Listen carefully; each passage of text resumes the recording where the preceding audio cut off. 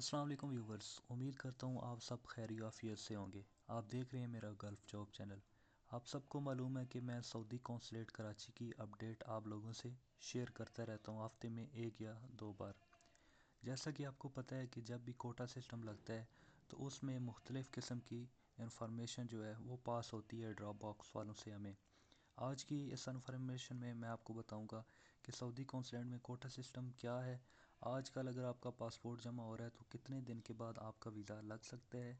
क्या Saudi consulate में आइंदा आने वाले दिनों में छुट्टियां हो सकती हैं। नेफटेक अकद अमल और भी बहुत से मामला जो आज इस वीडियो में आपके साथ शेयर करूंगा। सबसे पहले बात की जाए तो कोटा सिस्टम की। इस टाइम जो सऊदी कौंसलेट में कोटा सिस्टम है वो 20 पासपोर्ट फ़ी ड्रॉप बॉक्स जा रहे हैं। 64 ड्रॉप बॉक्स हैं। अगर आप आज अपने डॉक्यूमेंट सऊदी कौंसलेट कराची में जमा करवाते हैं तो आपका वीज़ा 15 से 20 दिन के अंदर लग जाएगा, अगर आपके डॉक्यूमेंट सब क्लियर हैं। अगर आपके डॉक्यूमेंट के साथ कोई इशू है या आप अपना केस खांचे में दे रहे हैं तो उसमें आपका केस जो है वो डिले हो सकता है। पीर, मंगल, बुध एंड जुमरात में सऊदी कौंसलेट ने प्रॉपर वर्क किया एंड फ्राइडे को उन्होंने कोई सरकारी छुट्टी थी जिसकी वजह से सऊदी एम्बेसी में काम नहीं हो सका। स्टम्पिंग सूरत मुतासर रही और बहुत से केस जो है वो पेंडिंग में पड़े रहे। सैटरडे एंड संडे पिछली वीडियो में मैं आपको बताया था कि सऊदी कौंसलेट अपना बर्डन जो खांचे वाले केस हैं उनको ख़त्म करने के लिए वो सैटरडे और संडे को भी काम करती थी, लेकिन इस सैटरडे और संडे को सऊदी कौंसलेट ने बिल्कुल भी काम नहीं किया, बिल्कुल भी वर्क नहीं हो सका, जो जिससे वीज़ा स्टम्पिंग जो है वो सूरत वो बिगड़ती नज़र आ रही है। मंडे की बात करें तो मंडे भी कंफर्म नहीं हो सका कि सऊदी कौंसलेट काम करेगी या नहीं करेगी। बाज़ दफ़ा वो कह रहे थे कि हम आपको संडे वाले दिन शाम को हम क्लियर करके उसके बाद बताएंगे। उम्मीद यही ज़ाहिर हो रही है कि वो आप ना मंडे को काम करें और जितने भी एक डेडलॉक बना हुआ है उसको ख़त्म किया जाए, क्योंकि एक दिन में जो सबमिशन होती है वो 2000 से प्लस पासपोर्ट की एक दिन में सऊदी कौंसलेट कराची में होती है। तो इस हिसाब से देखा जाए तो वीज़ा लगने की जो शरह है वो बहुत ही कम है। तकरीबन एक दिन में तकरीबन जो है वो 1200 से 1300 वीज़ा लगता है। जो जितने बकाया डॉक्यूमेंट्स या जितने भी बकाया केस होते हैं वो सारे पेंडिंग में चले जाते हैं, जिससे एक मज़ीद प्रेशर बन जाता है एम्बेसी के ऊपर, जिसकी वजह से वो सैटरडे और संडे को भी एक्स्ट्रा वर्क करती है ताकि इस बर्डन को ख़त्म किया जा सके। पिछले हफ्ते न्यू एम्बेसडर के आने की वजह से सऊदी कौंसलेट में अकद अमल की एक सख्ती की गई थी, जिसकी वजह से जितने भी एजेंटों ने 2 नंबर तरीके से या किसी और का कदम उठा के किसी और के साथ लगा के वीज़ा लगवा देते थे, लेकिन एम्बेसडर की सख्त जो है सख्ती की वजह से वो भी केस जो है वो रुक गए थे। उनका दोबारा ओरिजिनल अकद अमल जो एजेंट ने बनवाए हैं और किसी का खांचे में दिया है तो एक पिछले हफ्ते ये इशू चलता रहा है, लेकिन इस हफ्ते में उसको भी थोड़ा सा क्लियर किया गया है और वो भी काम जो है वो स्मूथली सी चल रहा है। अपना अकद अमल ओरिजिनल बनवाएं, आप ख़ुद चेक करें, एजेंट से चेक करें, अपने साइन चेक करें, स्पॉन्सर के साइन मुकम्मल देख के उसके बाद जो है अपने डॉक्यूमेंट एजेंट को दें, उसके बाद वो आपके सबमिट करें। अब नेफटेक की बात करते हैं। नेफटेक में आपको पता है अभी जितने भी केस जा रहे हैं वो पेंडिंग में अगर पड़े भी हैं वो नेफटेक की वजह से है। किसी का खांचे में है तो किसी का क्या इशू है।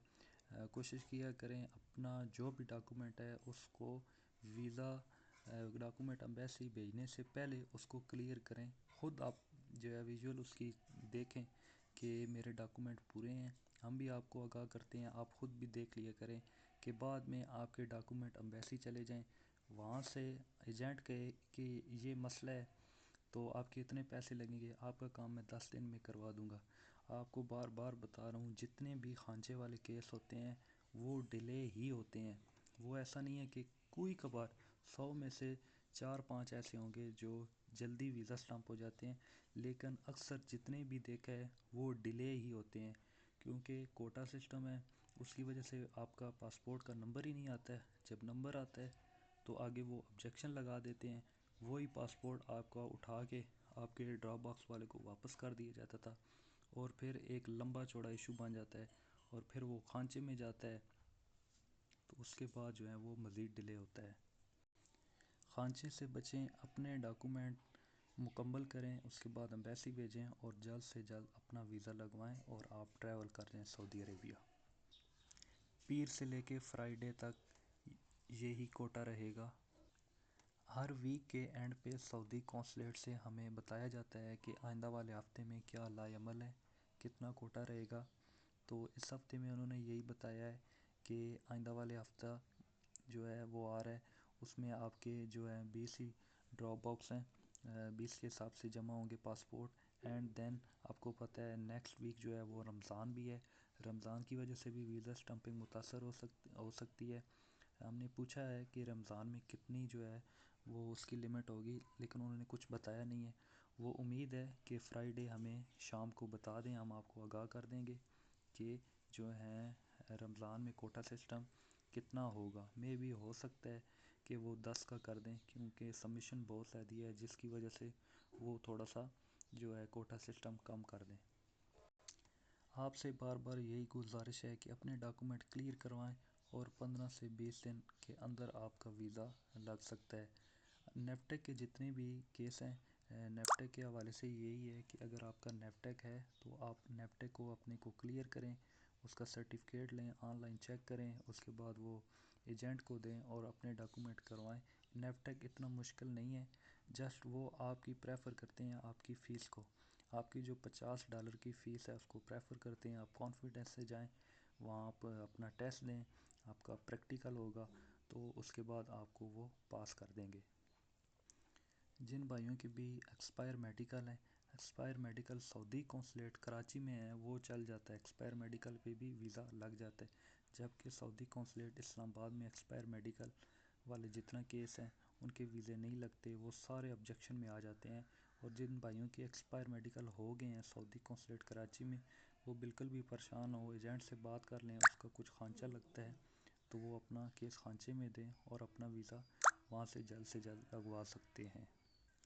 اسلام آباد امبیسی کی بات کی جائے تو اسلام آباد امبیسی میں سموتھلی کام چلتا ہے، کوئی بھی ایسا کیس نہیں ہے جو 10 سے 15 دن سے لیٹ ہو۔ کیس تقریباً 2 سے 3 دن کے اندر آپ کا ویزا لگ کے آپ کے ڈاکومنٹ آپ کے امبیسی میں آ جاتے ہیں، لیکن ادھر شرائط تھوڑی سی سخت ہے جس کی وجہ سے 90% جو وکالے بنتے ہیں وہ کراچی قونصلیٹ کے بنتے ہیں۔ اسلام آباد امبیسی میں جتنے بھی وکالے بنتے ہیں وہ اوریجنل بنتے ہیں، ان میں کوئی بھی ایسا خانچے والا سسٹم نہیں ہوتا اور نہ ہی خانچہ ادھر لگتا ہے۔ چلتا بھی ہے وہ ان لوگوں کا چلتا ہے جن کے سورسز بہت زیادہ ہیں، وہ ہی ادھر چلا سکتے ہیں، ادروائز کوئی بھی ایک جو ہوتا ہے مڈل کلاس کا ایجنسی والا، وہ یہاں پر وکالہ نکلوانے کا سوچتے ہی نہیں ہے، کیونکہ اس کا ویزا جو ہے وہ ریجیکٹ ہونے کے چانس بہت زیادہ ہوتے ہیں۔ اب لاسٹ میں بات کی جائے وکالہ کی، بہت سے لوگ جو ہیں وہ وکالہ بنوانا چاہتے ہیں لیکن وکالہ بہت سی ایجنسی بنا ہی نہیں رہی۔ اس کی ایک بڑی وجہ یہ بھی ہے کہ اس کی فیس میں ایک بہت ہی بڑا اضافہ کیا گیا ہے، جو اس ٹائم 2700 سے 2800 ریال تک ہے۔ تو اس وجہ سے بہت سی ایجنسی بنا ہی نہیں رہی، وہ اس وجہ سے رکی ہیں کہ اس کی جو فیس ہے وہ کم ہوگی تو ہم جو ہے اپنا وکالہ جو اپنے کلائنٹ کا بنوائیں گے۔ آج سے تقریباً 3 منتھ پہلے اسی وکالہ کی فیس جو ہے وہ 1400، 1500، 1300 ریال تک بن جاتا تھا، لیکن جتنی آپ کو پتہ ہے کہ پاکستانی عوام سعودیہ کی طرف جا رہی ہے، ویزا پالیسی میں انہوں نے سختی کی ہے، اس کی وجہ سے انہوں نے فیس کو بھی ایک بڑی فیس لگا دی گئی ہے، ڈبل فیس لگا دی گئی ہے وکالے کی، جو ابھی تک کچھ سمجھ نہیں آ رہی کہ یہ فیس کم بھی ہوگی یا نہیں ہوگی۔ تو دیکھنے میں اور اپنی ہماری تھنکنگ میں یہی کہتی ہے کہ یہ فیس اب کم نہیں ہو سکتی، یہ فیس اتنی ہی رہے گی۔ اگر کسی نے سعودیہ میں جانا ہے، اس نے وکالہ بنوانا ہے تو اس کو یہ فیس پے کرنی پڑے گی، نہیں تو اس کا جو ہے وہ وکالہ نہیں بن سکتا۔ وکالے کے حوالے سے یہ اپڈیٹ تھی، کیونکہ ہمیں امید تھی کہ فروری کے اینڈ پہ کیا پتہ اس کی فیس کم ہو، لیکن ابھی تک ایسی کوئی بھی خبر نہیں ملی کہ اس کی جو فیس ہے وہ کم ہو سکتی ہے، اس کی فیس اتنی ہی رہے گی۔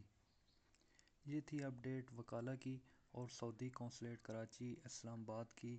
امید کرتے ہیں آپ کو ویڈیو پسند آئی ہوگی۔ ویڈیو کو لائک کریں، شیئر کریں اور